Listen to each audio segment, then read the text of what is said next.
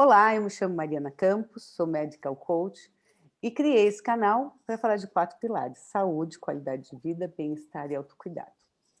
E hoje eu vou falar de um assunto, um transtorno que está afetando o mundo inteiro e que tem se agravado muito durante a pandemia, que é a síndrome do burnout. A síndrome é um estado crônico que leva à exaustão física e emocional e provoca baixa autoestima e baixa também na motivação das pessoas afetadas. A OMS incluiu a síndrome do burnout no rol de classificação internacional de doenças e ainda reconheceu os impactos da pandemia na saúde mental das pessoas, tanto as pessoas em geral e nos trabalhadores especificamente, entendeu que os impactos das incertezas com relação à estabilidade do trabalho, a insegurança em sair de casa para ir trabalhar, ou mesmo a dificuldade de conciliar trabalho na quarentena, dentro do home office e a quarentena na família também é um fator de bastante estresse. Para o papo, eu convidei minha querida amiga Gilda Goldenberg, que ela é psicóloga, pós-graduada em desenvolvimento de pessoas pela UFRJ, possui MBA na Brazilian Business School, é certificada em coaching por escolas credenciadas pela ICF, que é a International Coaching Federation, e como a ICI, Inner Game Coaching and Profit, e qualificada como Professional Certified Coaching, que é o PCC, pela ICF. Gilda é certificada em supervisão de coaches pela Goldbard Consulting e certificada em mentoria pela MCC Mentor Coaching. É uma das fundadoras e ex-diretoras do capítulo regional da ICF no Rio de Janeiro e atualmente conselha do ICF Brasil. Trabalhou no varejo bancário, de bebidas, de moda, liderando áreas de recursos humanos e comunicação interna. Então, assim, qualificação não falta para a Gilda falar do assunto. Por um outro lado da mesa, eu vou conversar com o João Cândido Fonseca Novaes, que é engenheiro mecânico, formado pela Universidade do Estado do Rio de Janeiro, casado, tem 2 filhos.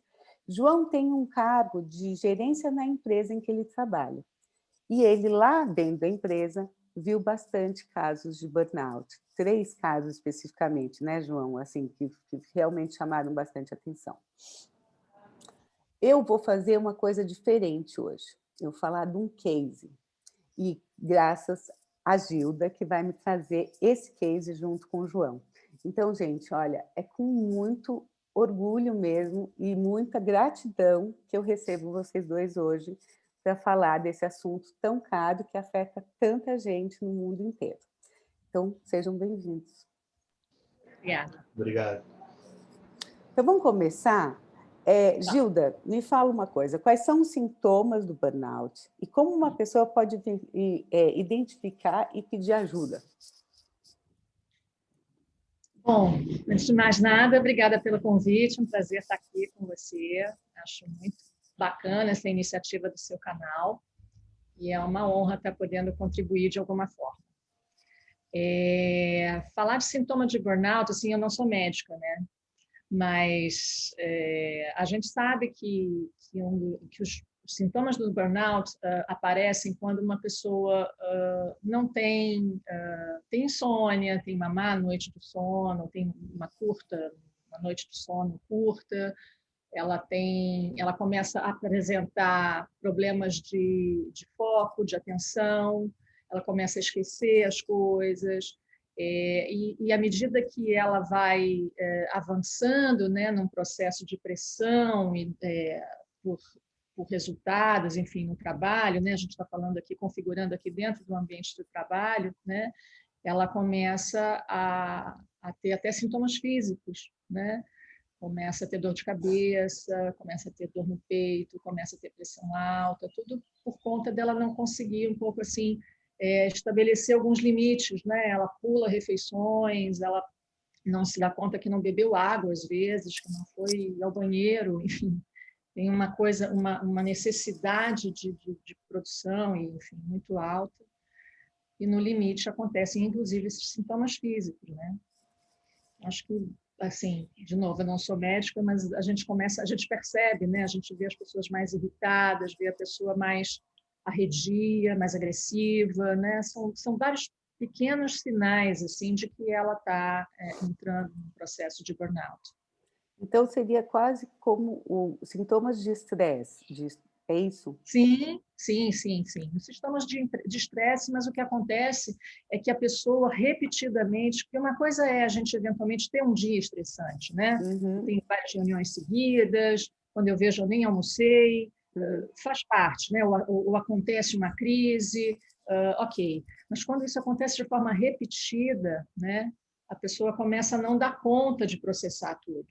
E aí ela começa a dormir mal, ela começa a ter problemas de atenção, enfim, de esquecimento, de concentração, e isso começa a ter impacto na performance dela. E aí, naturalmente, ela começa a ter uma baixa autoestima, enfim, porque ontem eu conseguia fazer relatórios em 1 hora e hoje eu não consigo, passei o dia inteiro para escrever um relatório.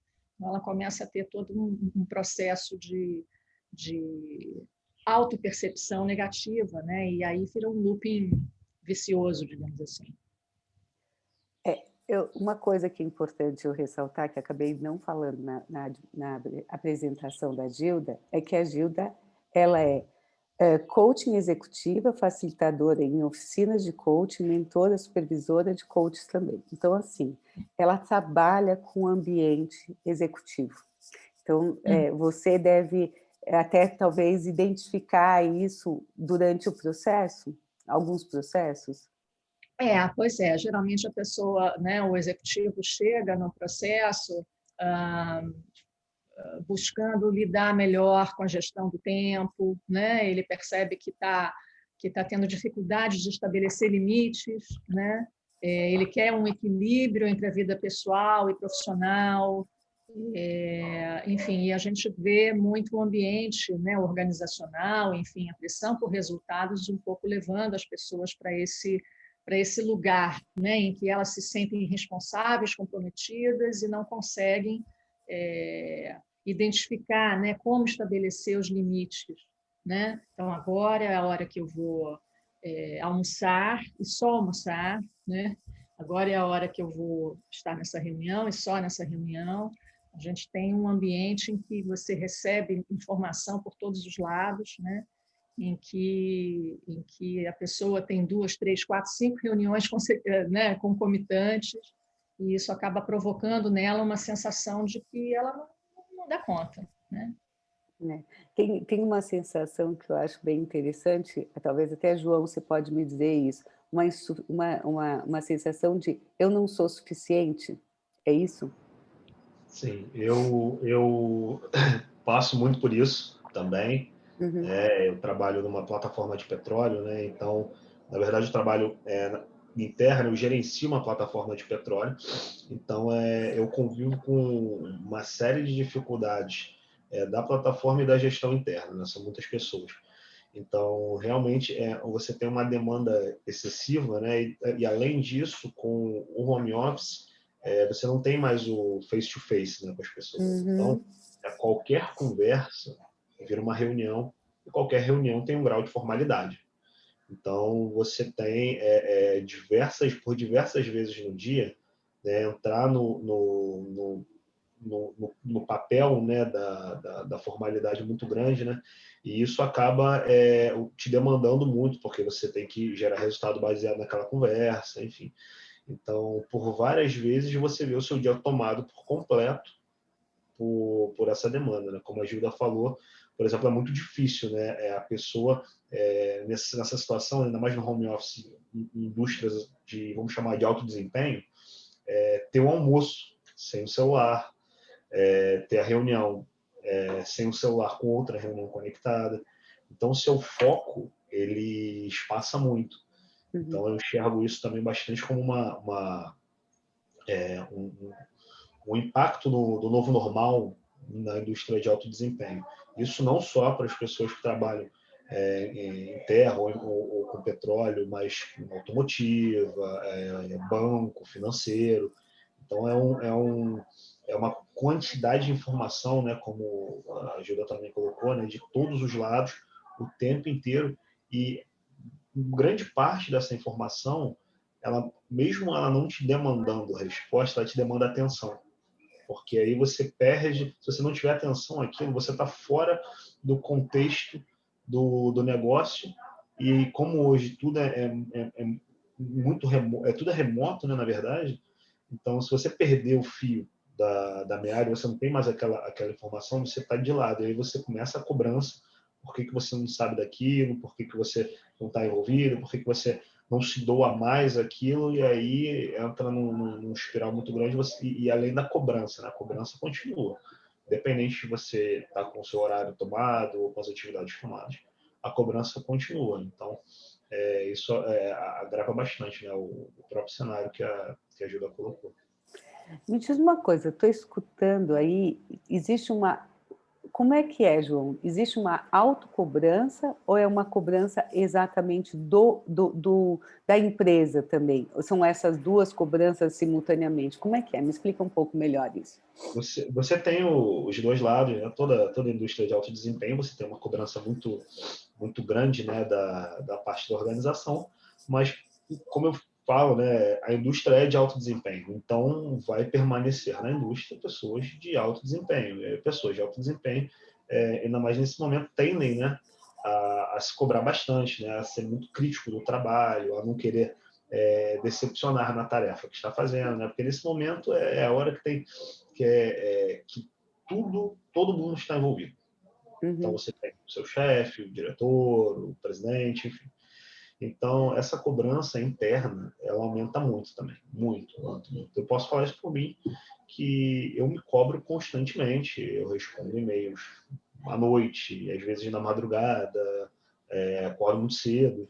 Então, isso é muito comum, a cobrança da organização, mas eu posso falar pela minha empresa que a cobrança hoje das pessoas é muito maior do que a própria cobrança da empresa, né? E, consequentemente, a empresa vai caminhando bem com isso, mas bem até o momento que as pessoas aguentam.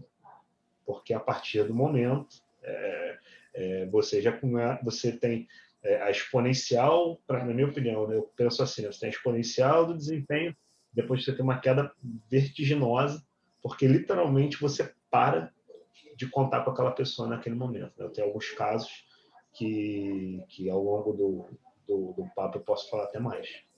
Não, você pode falar a hora que você quiser, tá, João? Deixa eu te falar uma coisa. Eu entendi aqui pela tua fala uma coisa que eu acho que também a Gilda traz, que é a questão de não estabelecer limite. Então, é como se...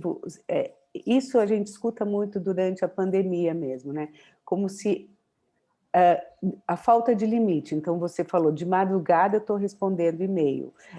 Tem essa falta de limite do que é horário de trabalho, do que é horário de casa, de dormir, de fazer as refeições, ela vai se confundindo. É isso que vocês estão falando? Eu queria que cada um falasse um pouquinho. Pode começar, Gilda. Eu acho que o João fez assim.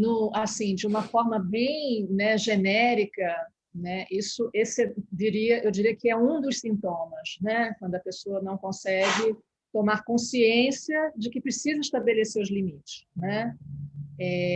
Eu acho assim que antes da pandemia, os casos de burnout aconteciam em situações mais pontuais no seguinte contexto, por exemplo. E aí, falando especificamente dos executivos que eu recebia, né, enfim, em processos de coaching. Uma executiva, um executivo assumia uma nova posição mais estratégica ou mais complexa, ao mesmo tempo que a indústria estava sofrendo um ataque da concorrência.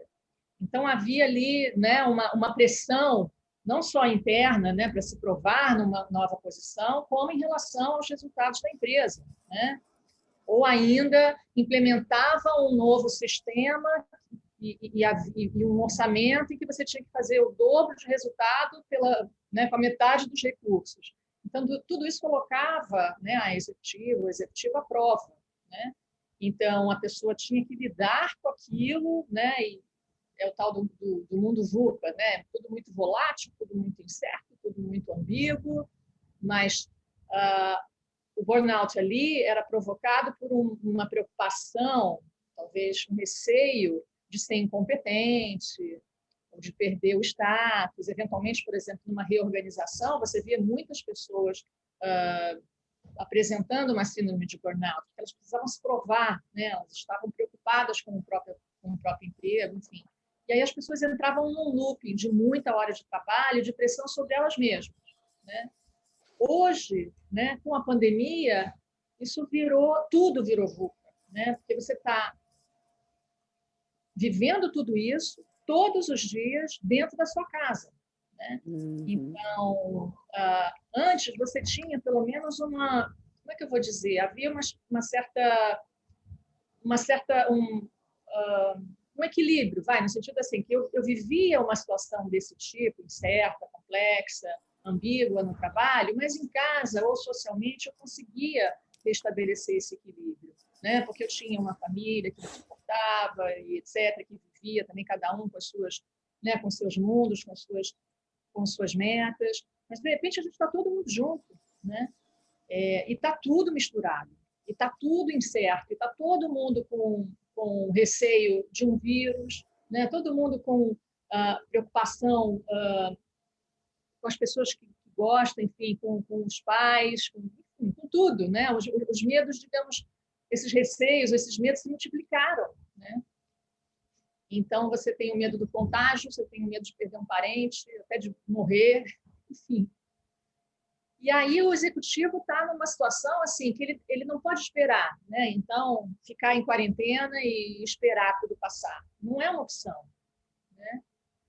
E aí começaram a precisar aprender a fazer uma liderança à distância. Muitos não tinham nem ideia de como usar, né, as reuniões virtuais para liderar. Então, foi realmente assim um impacto muito forte, né? Além dessa cultura da alta performance, né, que o João estava falando, essa necessidade do momento da pandemia, né? Então, acho que para os executivos a responsabilidade ficou um pouco aumentada, né? Assim, alguns precisaram pensar ainda mais na segurança física dos colaboradores, né? Como é que eles vão chegar no local de trabalho, né?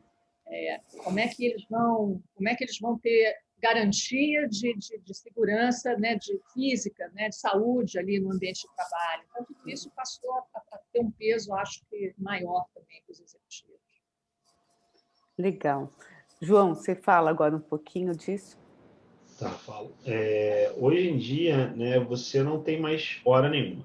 A grande verdade é essa, né? O seu trabalho começa no minuto que você acorda, no minuto que você vai dormir. Porque como você está em casa, né? Antigamente eu brincava que você tinha o seu caminho do metrô, onde você podia ler, podia se divertir, podia aprender a estudar. Eu gosto muito de estudar, então eu tirava aquele tempinho ali para poder ler alguma coisa. E até você chegar no escritório, se ambientar, começa o seu trabalho até o momento, né, que você fechou o seu dia, independente do horário, e retornava a casa. E hoje em dia não, hoje em dia você está em casa, seu trabalho começa no minuto que você acorda e acaba no minuto que você vai dormir. No ambiente da pandemia, além dessa carga aumentada, o impacto econômico foi muito grande, né, em todas as indústrias. Então, ela demandou um trabalho, uma revisão de eficiência, digamos assim, de qualidade de processo muito grande, né? Então, ela demanda muito das pessoas, né? É a busca pelo resultado, é a busca pela excelência, é o trabalho em excesso, você não ter limite no que você faz, né? Então, você busca a solução de problemas, ao mesmo tempo que você busca planejar, ao mesmo tempo que você busca melhorar o resultado. Então, você tem uma carga muito forte, né? Fora isso que você tem do seu lado, né? O seu filho, você tem a mãe, você tem a esposa, você tem a família, né? Que você também te demanda uma atenção muito grande, e você está ali, né? Naquele momento você você agora é um integrante daquele momento ali naquela hora do dia. Então você também tem esse mesmo desafio. Uma coisa que é muito interessante também é que eu reparei muito nos colegas de trabalho, era um ponto que a Gilda comentou muito, que eu comecei a identificar as pessoas bem mais agressivas, bem mais desafiadoras, contestadoras em reuniões, né? E eu comecei a olhar de lado, assim, principalmente nos pares, né? Que realmente é uma cobrança para se manter naquele nível, né, dos outros, mesmo que você não saiba exatamente, né, qual é o nível da outra parte, né? E internalizando isso, né, para a parte que eu gerencio, né, eu tive que fazer um exercício, né, tive bastante ajuda também de coach, fazer exercício para poder me entender, para conseguir colocar um pouco de lado, porque eu já estava nesse processo bem forte, né, e eu não conseguia olhar ao meu redor. Então eu consegui, né, olhar e, assim, bem de cara, eu vi 3 exemplos muito, muito característicos. Um rapaz muito jovem, que tem uma posição extremamente técnica e necessária ali, estratégica no departamento. Eu comecei a perceber, de uma época, uma agressividade, uma contestação muito grande, e logo depois, num conformismo, num desânimo. E aí eu comecei a conversar, tentei focar a atenção nesse rapaz, e ele começou a me contar, né, como haviam sido as mudanças psicológicas e físicas dele. Ele me comentou a questão da falta de sono, do pulo das refeições, né, da falta, né, de um alívio, né, um alívio no dia. E uma coisa que eu achei muito, muito preocupante foi o fato dele ter perdido muito peso. Esse rapaz perdeu 12 quilos, era um rapaz jovem, não tinha obesidade nem nada, um rapaz numa estrutura magra, né? E ele perdeu 12 quilos e conversou comigo, falou que estava bem cansado, que estava com essa dificuldade, e eu era um dos que colocava essa pressão nele, porque ele tem uma posição importante, uma posição, inclusive, que eu já ocupei, então sabia como é que funcionava, então assim, eu ia tentando, né, chegar no ponto que eu aguentava no passado, mas o eu, né, não é a pessoa. Então eu tive que dar férias imediatamente para esse rapaz e acompanhá-lo durante as férias. Eu acompanho e o RH também o acompanha fora do trabalho, né? Outro caso também bem característico é de um outro rapaz que trabalha comigo, esse meu braço direito, né? Ele me substitui, né? Quando quando eu estou em folga ou em férias, que era raríssimo para trás. Ele começou a ter diversas crises de ansiedade. Ele começava a faltar reuniões. Ele mandava mensagens que tinha problema aqui, faltava reuniões. E aí eu comecei a perceber que essas reuniões eram reuniões de um nível maior em reuniões com cliente. Então eu comecei a acompanhá-lo, comecei a conversar, e ele me falou que ele estava numa carga muito difícil, ele estava brigando em casa, ele estava com o casamento dele comprometido, e uma coisa muito também peculiar, né, que ele me contou, é que ele estava sentindo muita dor no rosto, muita dor no lado do rosto, e aí ele procurou ajuda.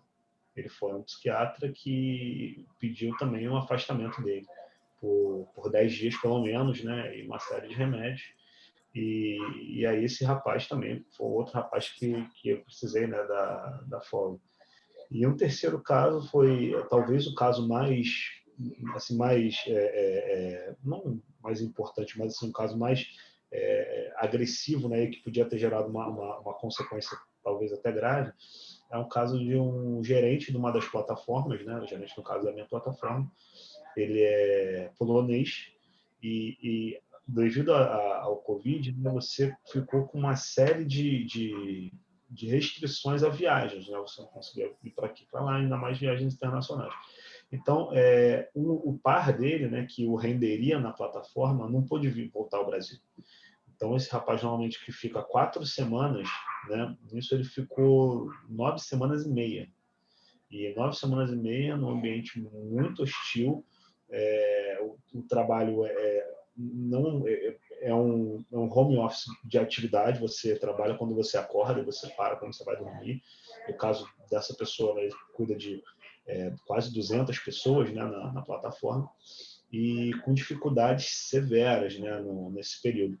Então, ele conversou comigo também, ele buscou ajuda do Recursos Humanos, né, desse acompanhamento, né, da empresa, e a gente precisou desembarcá-lo, ele descer um recurso para poder cobri-lo, porque ele estava começando um quadro de agressividade, né, um quadro de insônia, ele estava sentindo, né, dores físicas, né, não conseguia mais comer, e também um caso, eu consegui encontrá-lo, né, é um caso característico que ele perdeu muito peso, eu vi esse caso.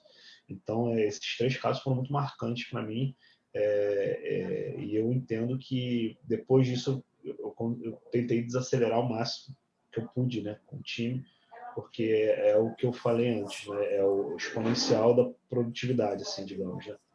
Tem aquela pessoa, né, que vai, né, numa curva de excelência, inclusive, mas de repente aquilo cessa imediatamente, porque chega num momento que a pessoa não consegue viver direito.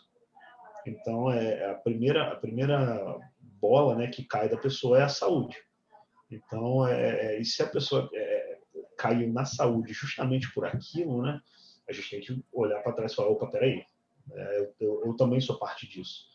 Então, eu consegui, nesse ponto, assim, tentar olhar um pouco, né, para dentro para poder olhar ao redor.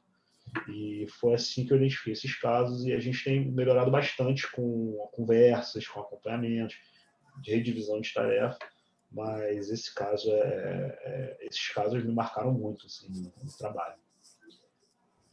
Nossa, é interessante porque você fala, na tua fala a gente tem o aspecto mental, o aspecto emocional e o aspecto físico mesmo, né? Então, quer dizer, realmente a síndrome, ela atinge esses 3 aspectos muito claramente, né? E até relacional também, né? Porque as relações são afetadas por isso, muito interessante mesmo.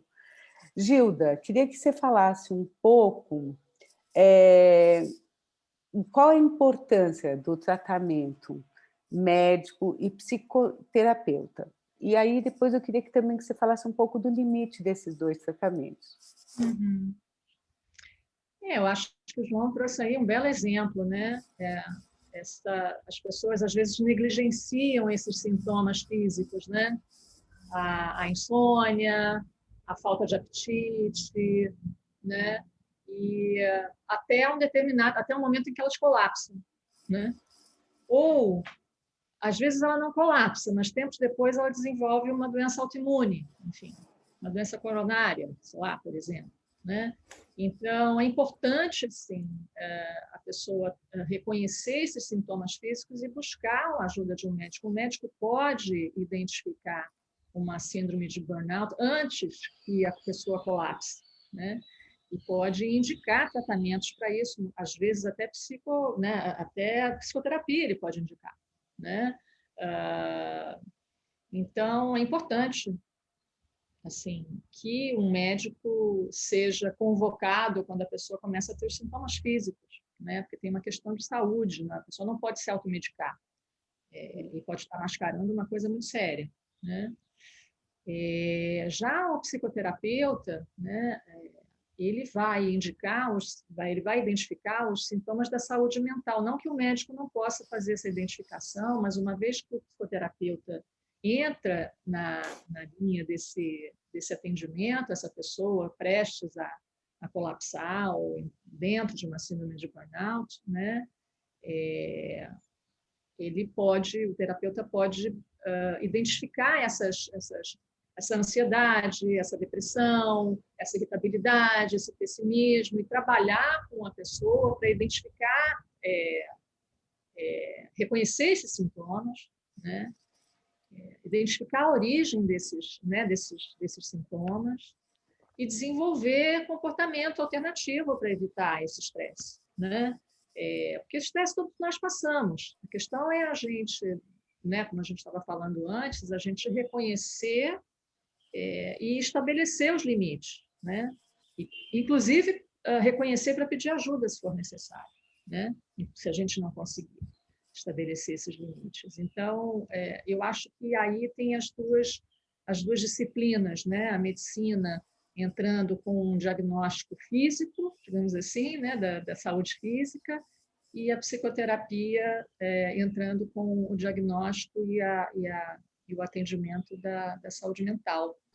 Oi, João, tudo bom? Eu vou pedir para você falar agora um pouco sobre como, dentro da tua gerência, vocês começam a identificar os casos e fazer essas indicações, tanto para médico como para psicoterapeuta, para buscar ajuda. Na verdade, eu acho que a indicação é essa, que vocês acabam aconselhando, né, os seus colaboradores, é isso? Sim, sim, é exatamente assim, e começou por uma iniciativa corporativa, lógico, né, quando a gente começou a ir para o home office, né, que esses grupos começaram a surgir, né, o grupo de bem-estar, essas lives de bem-estar, esse acompanhamento mais próximo, né, dos recursos humanos e da área de bem-estar da empresa.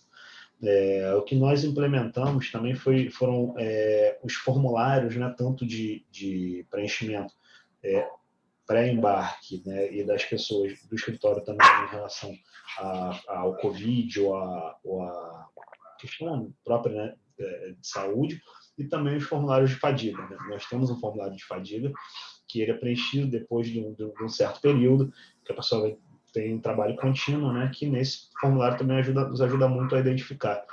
E eu mesmo já busquei terapia, já busquei psicólogo, psiquiatra, porque eu falo que é o meu MBA, entendeu? Porque é como eu lido melhor com os meus próprios anseios. Né? Eu também não cheguei a esse ponto, né, de ter que sair, mas eu também sofro uma pressão muito grande de mim mesmo. Né? Eu costumo, minha hierarquia uma vez me deu férias, não por saúde, mas para eu também poder, né, me esparecer um pouco, porque eu tenho um outro projeto.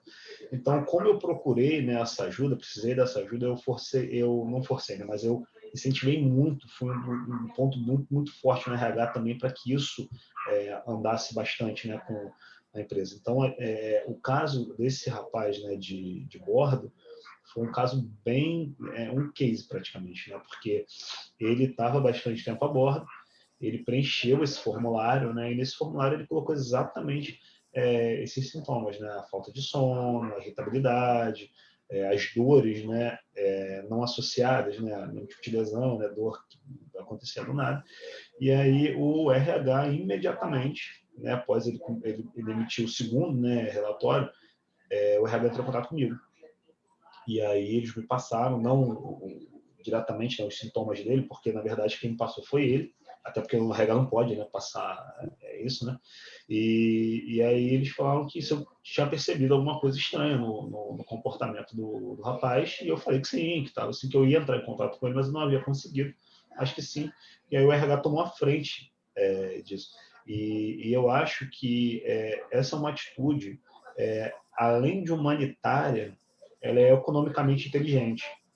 Por que eu digo isso? Né? Porque nesse período, né, existem, lógico, você tem a economia muito ruim, muito impactada, mas existem indústrias que são pequenas e que a economia não desaquece. Então, você acaba gerando um aumento de turnover, você gera um aumento de afastamento, uma queda de desempenho. Então, é uma atitude humanitária e, ao mesmo tempo, inteligente. E eu já vi, né, na empresa casos de pessoas que simplesmente abandonaram, não quiseram mais, saíram, foram para outra empresa ou até mesmo foram para casa, Tem um caso muito característico de um rapaz que teve a sua atenção chamada, né? Já um rapaz bem sênior, teve a sua atenção chamada por qualquer coisa e parou e falou, cara, não aguento mais. E saiu.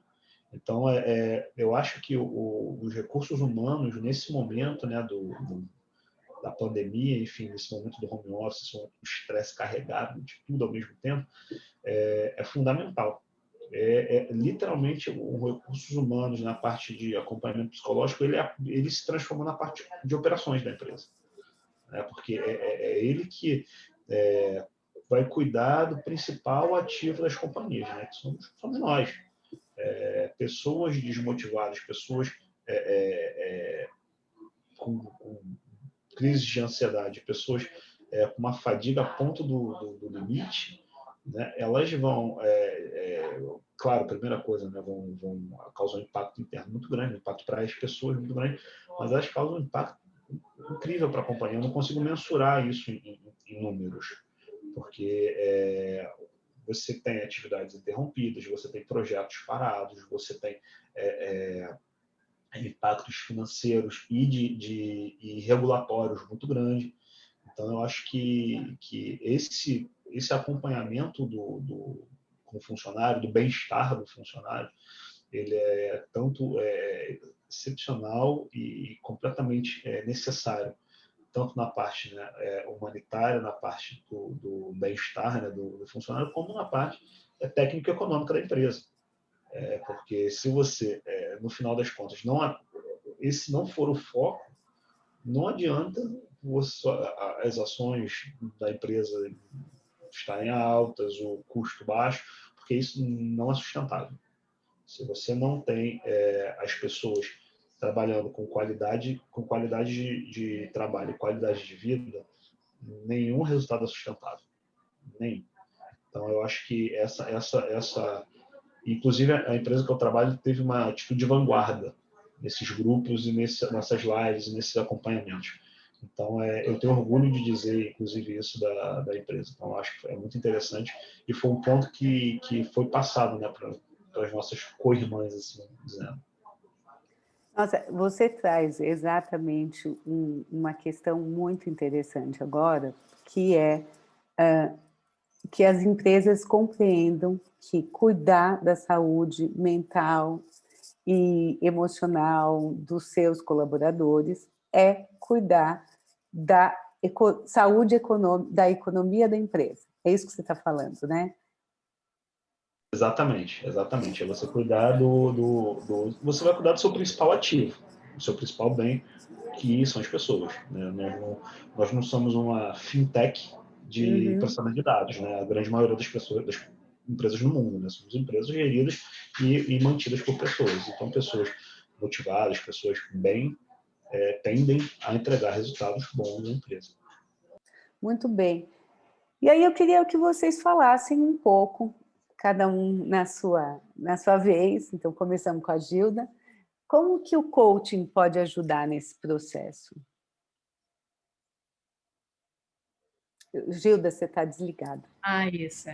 Essa é uma pergunta importante, né? Porque enquanto o sujeito tem a sua saúde física e mental comprometida, um processo de coaching não vai atender, né?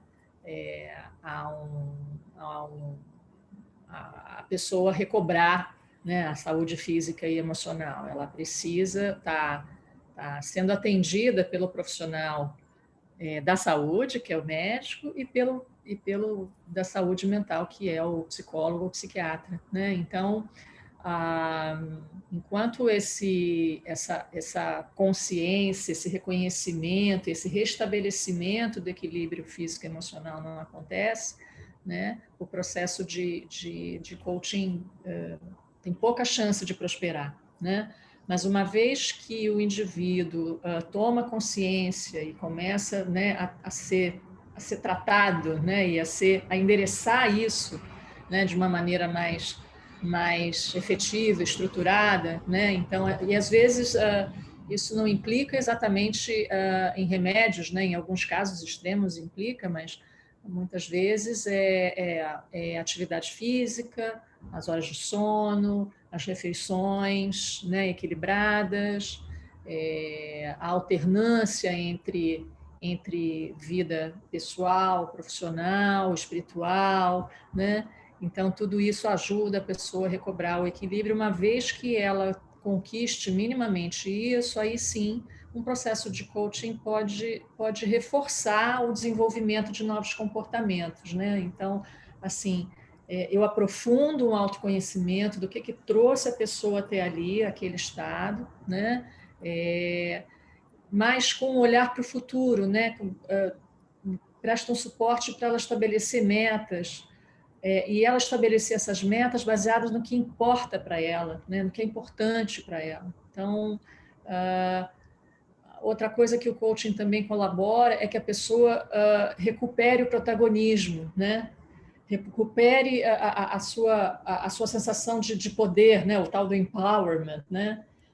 Porque ela já pode ser capaz dela mesma desenhar as ações que vão levar ela para alcançar o que ela deseja e combater o estresse, né? Então, eu acho que o coaching pode ajudar muito e pode também, eventualmente, ajudar na identificação, quer dizer, se por um acaso o processo de burnout se instaura durante um processo de coaching, o coach pode identificar alguns sintomas e indicar uma intervenção médica e psicoterápica, né?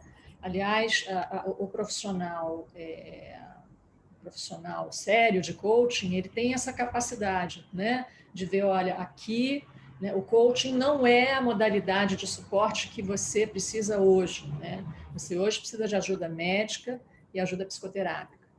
Quando você tiver um pouco mais, né, quando tudo isso for mais equacionado, você estiver mais funcionando melhor com você mesmo, daí a gente retorna e faz um processo em que te ajuda a estabelecer metas, a olhar para frente, né? Olhar para como que vira aquela página de uma maneira do aprendizado, né? Assim, se apropria do aprendizado daquele momento e segue para ter uma vida em direção do que você deseja, né? Acho que é isso. Pela tua experiência, Gilda, você já chegou, assim, durante o processo de coaching, a identificar, assim, a ajudar o cliente a não entrar na crise de burnout mesmo, na crise da síndrome, ou seja, entrar na síndrome, estava muito próximo e acabou que, pelo coaching, conseguiu estabelecer um distanciamento e evitar uma crise? Isso já aconteceu? Sim, sim e não. O que eu vou dizer sim e não? Sim, porque sim, a pessoa, né, por meio da nossa atividade de coaching, ela se deu conta, né, do que estava se aproximando, aquela coisa assim, ó, estamos avistando uma onda, né, que está chegando, né? Mas nos casos, pelo menos, isso eu diria que foram em 2 casos, né? Os dois a gente decidiu de forma, porque coaching é uma parceria, né? Nos 2 casos a gente decidiu interromper e retomamos mais adiante para essa pessoa buscar um suporte especializado, né? Tanto de um psiquiatra quanto de uma psicoterapia, né? Ficou evidente ali nas conversas que isso era o caminho mais eficaz para aquele momento, né? E aí depois elas retomaram. Porque, de novo, né, eu trabalho com uma modalidade de coaching executivo, né? Pessoas que estão trabalhando questões de carreira, de desenvolvimento de competências de liderança. Então, isso é um segmento da vida da pessoa, né? Que eventualmente até reverbera nos outros segmentos da vida dela, mas ele está circunscrito num lugar em que, de fato, pareceu, pelo menos para esses 2 casos, né, que o melhor é que ele fosse interrompido, que fosse referido para outro profissional. Legal. Então, agora, João, me fala um pouco da tua experiência, que você observou, como o coaching ajudou esses profissionais a voltarem, né? Se é que você viu isso, ou como é que você viu o coaching auxiliando no processo de retomada aí?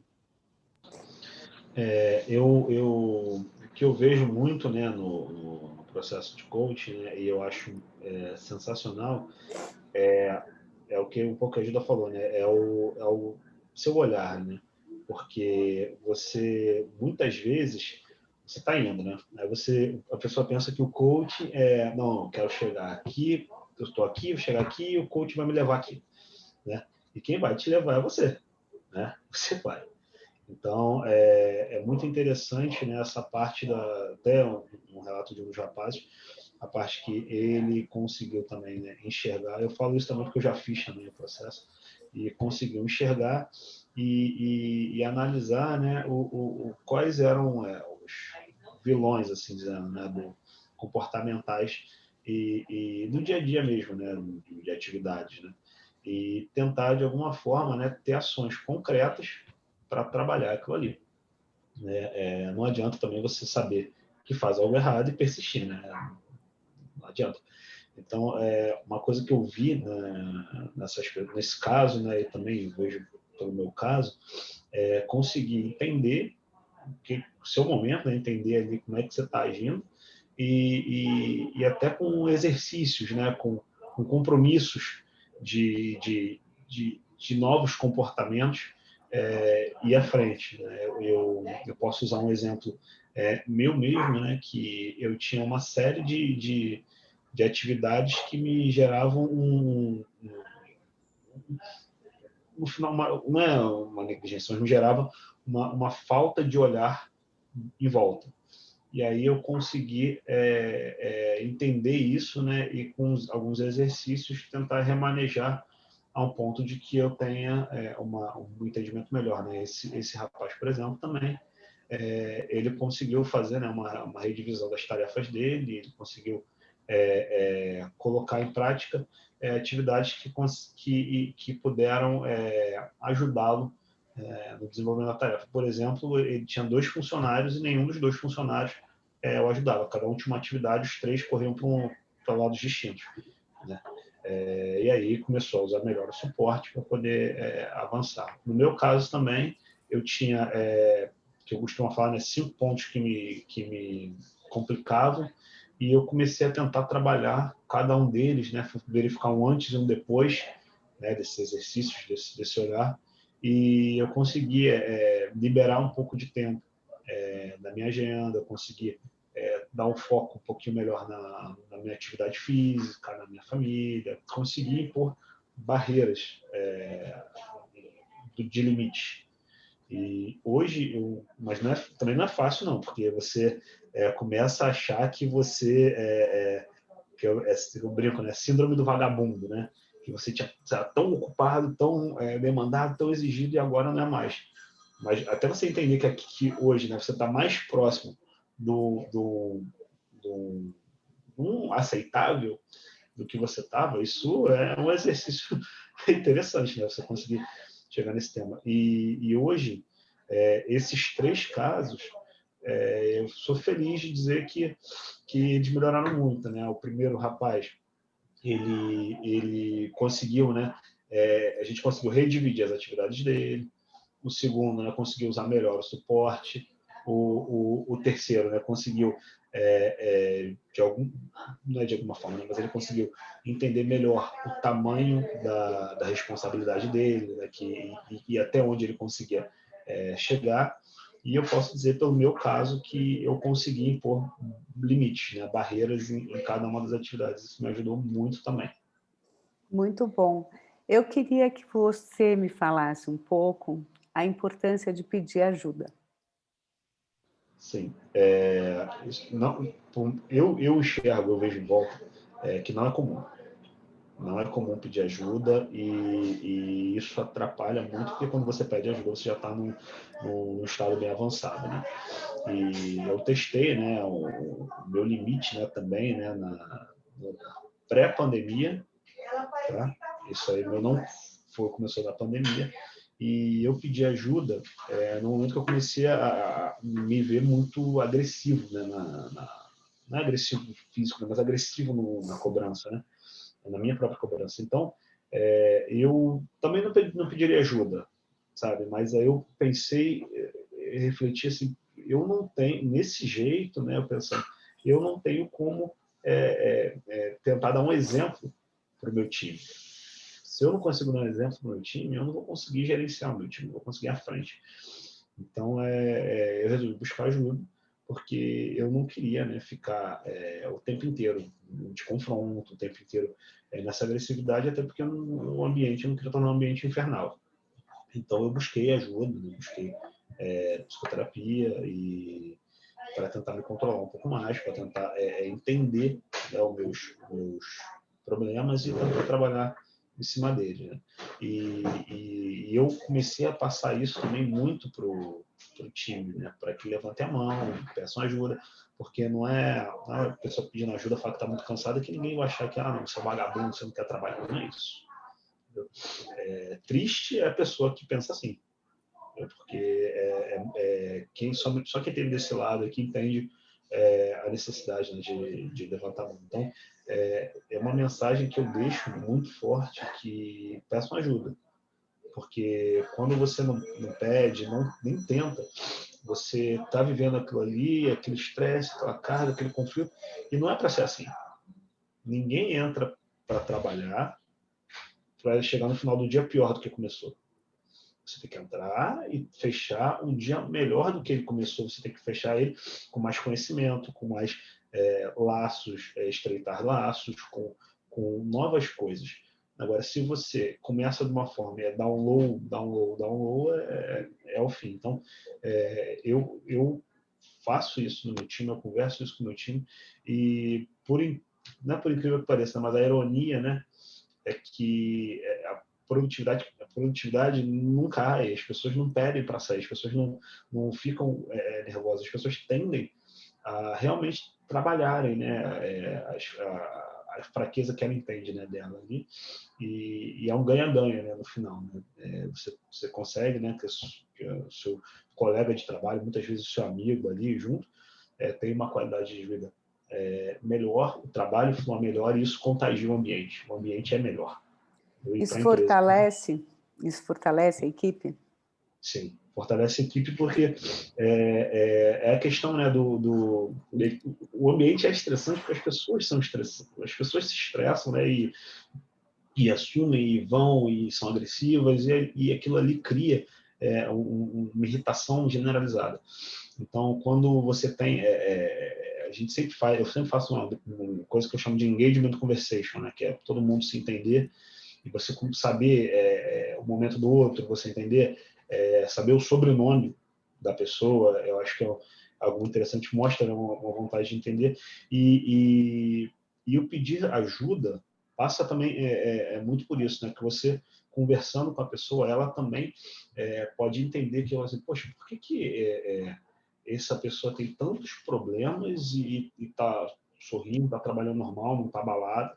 E por que pô, será que eu não podia fazer alguma coisa para tentar melhorar o meu ambiente, para tentar estar assim? Não que a pessoa esteja fazendo um filme por fora, mas procurando algo melhor. Eu acho que isso passa muito do levantar a mão, do pedir ajuda, do reconhecer, entendeu? E eu acho que isso causa um bem incrível para as equipes e, consequentemente, né, para as empresas. Mariana, se você me permite fazer um adendo aqui, eu acho que isso que o João está colocando é muito importante, né? A gente vê muitos líderes que interpretam que não podem ser vulneráveis, né? Eu não posso demonstrar fraqueza, não posso demonstrar que eu preciso de ajuda e etc. Eles entendem, interpretam que a liderança você tem um papel de animador da equipe, então você não pode demonstrar vulnerabilidade. E aí, como o líder dá o exemplo, a equipe também não pode mostrar vulnerabilidade. Então, vira um ciclo em que eu não compartilho o meu estresse, a minha preocupação, os meus problemas de saúde, enfim, né? Você também não compartilha. Agora, na medida em que você se expõe, no bom sentido, né? Olha, eu precisei de ajuda, busquei coisa. A pessoa também, né? A equipe também se sente confortável para olhar para si de maneira real, porque quando o líder diz, vamos lá, gente, enfim, ignora, né? Tenta não se mostrar vulnerável também, né? A equipe tenta ignorar também. E até o momento em que acontece uma coisa como essa que, né, uma situação como essa que o João está descrevendo, de uma pessoa emagrecendo absurdamente e precisando ser afastada, né, para tratamento médico, né? E um outro ponto também que ele chamou aí, que ele colocou que eu queria chamar a atenção quando você me pergunta, né, como é que o coaching colabora, né? O coaching pode colaborar quando a pessoa restabelece esse equilíbrio, ou seja, ela restabelece essa capacidade de ter atenção. Porque o João, ele pode até contar um pouquinho, assim, ele falou de exercícios e etc. Para a prática, né? Para o coaching funcionar, ele se compromete com algumas ações, né? Se compromete, bom, então eu vou testar esse novo comportamento fazendo isso. Agora, se ele não tem atenção, se ele está com falta de concentração, se ele não tem consciência de si mesmo, né? Ou do que ele chamou aí